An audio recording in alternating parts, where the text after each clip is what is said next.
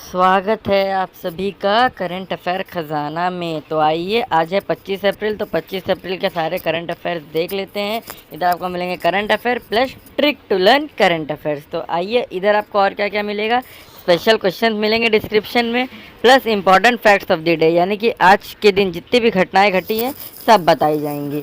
तो चलिए दोस्तों, चालू करते हैं। उसके पहले एक और बाकी है एक चीज़ की, quotes of Albert Einstein. Albert Einstein की महान बातें।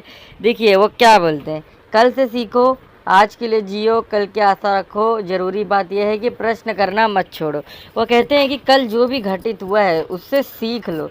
आज के लिए तो जियो, आज जी रहे तो जियो, कल के लिए कुछ उपेक्षा रखो। कल के लिए, कल आप कुछ, जैसे कि आप अपना गोल हो सकता है आपका कुछ, आपको ड्रीम हासिल करना है, तो कल के लिए कुछ उपेक्षा रखो।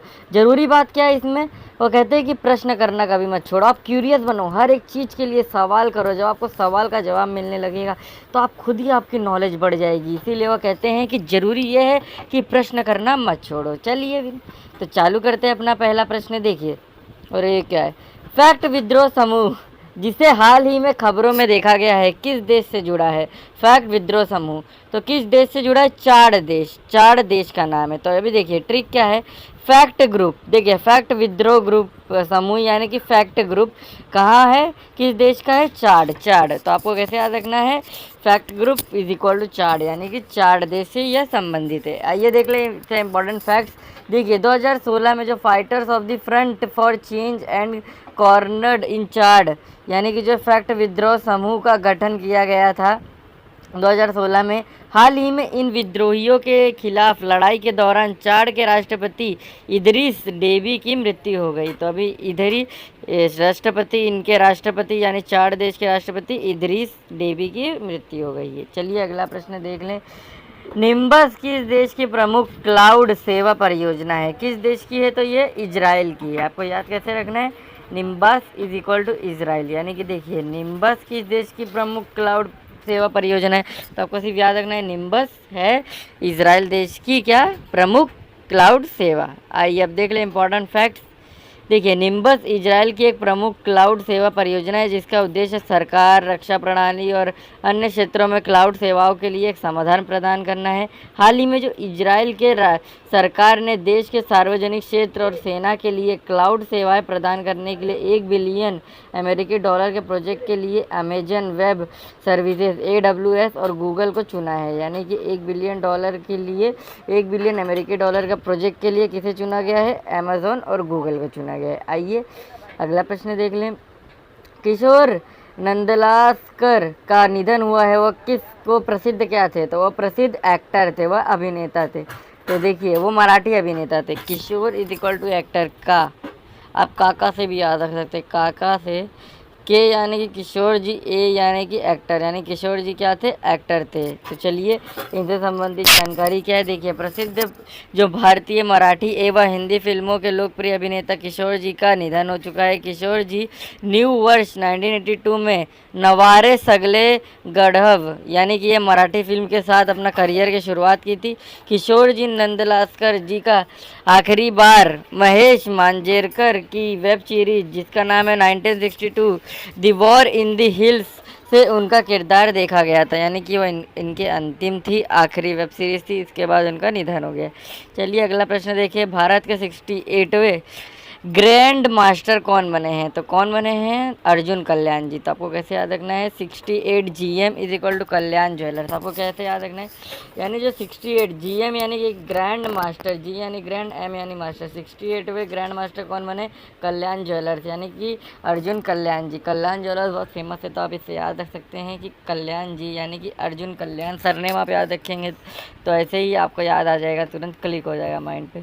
देखिए तमिलनाडु के जो अर्जुन कल्याण जी है वो भारत के 68वें चेस ग्रैंड मास्टर बने। उन्होंने 9 साल की उम्र में चेस खेलना की शुरुआत की थी। उन्होंने साइबेरिया में GM राउंड रॉबिन रुजना जोर 3 के 5वें दौर में ड्रैगन कोसिक को हराने के बाद 2500 ELO अंक हासिल कर 68वें चेस ग्रैंड मास्टर बने हैं, यानी कि वो चेस में एकदम एक्सपर्ट है। अर्जुन कल्याण जी का IM सरवन और येकरिनी GM अलेक्जेंडर गोलोपोव द्वारा प्रकाशित किया गया है। चलिए अब अगला प्रश्न देख लेते हैं। शंख घोष का निधन हुआ है, वो प्रसिद्ध क्या थे? तो वो एक प्रसिद्ध कवि थे। देखिए घोष जी थे पोएट, जीपीएस आप तो जानते ही है, तो आप ऐसे याद रखते हैं। घोष जी थे पोएट, यानी जी यानी घोष जी थे पोएट, घोष जी शंख घोष जी। देखिए प्रसिद्ध बंगाली कवि जो शंख है, उनका कोविड-19 के कारण निधन हुआ है। शंख घोष जी का कुंतक नाम से भी जाना जाता था। शंख जी जो हैं घोष की वर्ष 2011 में पद्म भूषण और 2016 में ज्ञानपीठ पुरस्कार से भी सम्मानित किए गए थे। वर्ष 1977 में उनकी पुस्तक बाबरेर प्रार्थना के लिए उन्हें साहित्य अकादमी पुरस्कार भी दिया गया था। तो अभी उनका हाल ही में निधन हो गया कोविड-19 वायरस की वजह से। चलिए अगला प्रश्न देख लें। किसने रामायण का पहला ऑनलाइन प्रदर्शनी का उद्घाटन किया है? तो किसने किया है यह उद्घाटन? प्रहलाद सिंह पाटिल जी ने यह रामायण का ऑनलाइन प्रदर्शनी का उद्घाटन किया है। ट्रिक क्या है? रामायण को ऑनलाइन किया है सिंह पाटिल जी ने। और देखिए सिंह पटेल यानी कि क्या? सिंह पटेल। आपको प्रहलाद नहीं भी याद रखेंगे तो एक बार चल रहा है, सिंह पटेल आप याद रखेंगे तो, क्योंकि इनके नाम में सिंह, दोनों सरनेम है, सिंह और पटेल दोनों, तो ये थोड़ा अलग इनका नाम बन जाता है इनसे। तो रामायण को ऑनलाइन कौन चालू किया? सिंह पटेल जी ने, यानी कि प्रहलाद सिंह पटेल। देखिए प्रहलाद सिंह पटेल ने रामायण की पहली ऑनलाइन प्रदर्शनी का उद्घाटन किया है। उन्होंने विश्व विरासत दिवस 2021 में के अवसर पर महर्षि वाल्मीकि द्वारा लिखे महाकाव्य जो रामायण की प्रदर्शनी का उद्घाटन किया है। यह ऑनलाइन प्रदर्शनी का शीर्षक है राम कथा, भारतीय लघु चित्रों के माध्यम से राम की कहानी रखा गया है। अब हर एक चीज़ ऑनलाइन हो रहा है, तो अब रामायण भी ऑनलाइन ही लग रहा है कि पढ़ाया जाएगा, समझाया जाएगा, तो अच्छी बात है। अभी ये महर्षि वाल्मीकि जी के बारे में बात करें, जो कि महाकाव्य रामायण आपको तो पता ही होगा, तुलसीदास रामायण लिखे हैं और रामचरितमानस लिखे हैं, वाल्मीकि जी रामायण लिखे हैं। तो यह थी इन्फॉर्मेशन। चलिए अगला प्रश्न देख लें। किस देश ने चीन के साथ बेल्ट एंड रोड इनिशिएटिव के खुद को अलग कर दिया है? किसने अलग किया है? ऑस्ट्रेलिया ने। तो आपको कैसे याद रखना है? बार, यानी कि देखिए बेल्ट, बी यानी बेल्ट, ए यानी एंड, आर यानी रोल्ड, यानी कि जो बार है वो कौन अलग कर दिया? China and Australia. यानी कि जो बार एग्रीमेंट था, बेल्ट एंड रोड एग्रीमेंट था जो चाइना और ऑस्ट्रेलिया के बीच में, वो हाल ही में टूट चुका है। ये इनिशिएटिव देखिए खुद को अलग कर लिया। चीन ने किसके साथ अलग किया है? ऑस्ट्रेलिया के साथ अपने आप को अलग कर लिया है। चलिए अब देखते हैं इंपॉर्टेंट इन्फॉर्मेशन। ऑस्ट्रेलिया ने चीन के साथ बेल्ट एंड रोड इनिशिएटिव से खुद को अलग करने का औपचारिक घोषणा की है। ऑस्ट्रेलिया ने चीन के अलावा ईरान और सीरिया के किए गए 4 समझौते को भी रद्द कर दिया है। 4 और एग्रीमेंट हुए तो इसको भी रद्द किया गया है। ऑस्ट्रेलिया ने वर्ष 2018-19 के तहत इस समझौते पर हस्ताक्षर किए थे, लेकिन अभी इसको 2020-21 में तोड़ दिया गया है। ऑस्ट्रेलिया के प्रधानमंत्री कौन है? तो स्कॉट मॉरिसन। देखिए ऑस्ट्रेलिया की राजधानी का नाम क्या है? तो कैनबरा। ऑस्ट्रेलिया की मुद्रा का नाम क्या है? तो ऑस्ट्रेलियाई डॉलर। जैसे अमेरिका के अमेरिकी डॉलर, तो ऑस्ट्रेलिया का ऑस्ट्रेलियाई डॉलर। चलिए अगला प्रश्न देख ले। अरे क्या हो गया?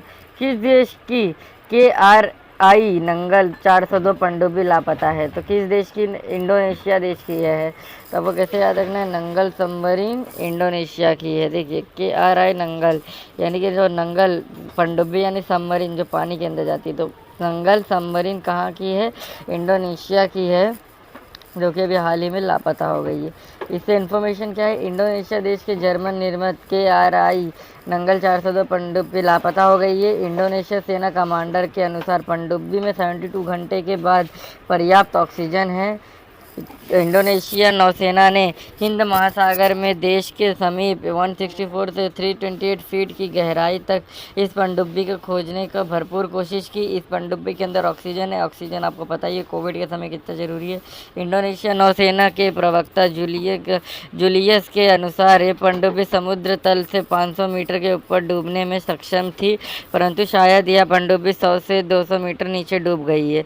500 मीटर सक्षम थी, लेकिन लगता है इसीलिए अभी इसकी खोज की जा रही है, लेकिन यह मिल नहीं रही है। तो देखते हैं कब मिलती है, इन्फॉर्मेशन आएगी। चलिए तो important facts of the day देख लें।